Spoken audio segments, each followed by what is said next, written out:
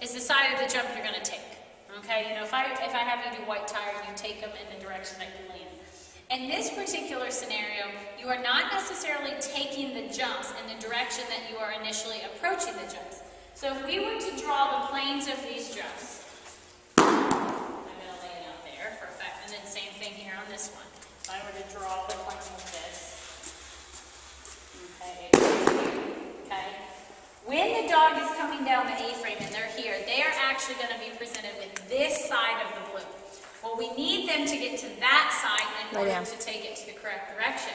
And the same thing happens here. When they land off of the blue, they're on this side of the plane. Well, we need them to get to the back side of the plane.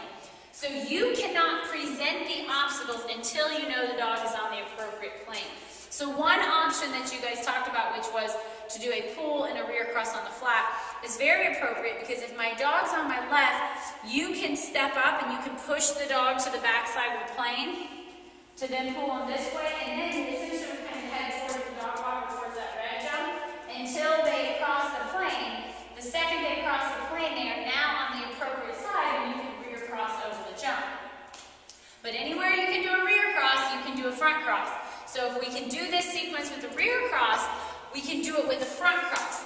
But if it's done with a rear cross on the flat, then you can suspect that when we do it with the front cross, we need to do it with a front cross on the flat. So if I come off the A-frame and I turn here, this isn't going to work to get my dog on the appropriate side of the jump because they're still on that side. So what would need to happen if you wanted to do this with a front cross is to exit off the A-frame with them on your left, bring them out here a bit, you know, as you move towards the double, and do a front cross on the flat so that now you know they are clearly presented with the appropriate side of the blue to then drive them to the back side of the wing and pull over the wing. The reason that I gave you this sequence is because this is nothing more than what you guys have been doing for the last hour with the forward motion front crosses, but now it's a forward motion front cross on the flat.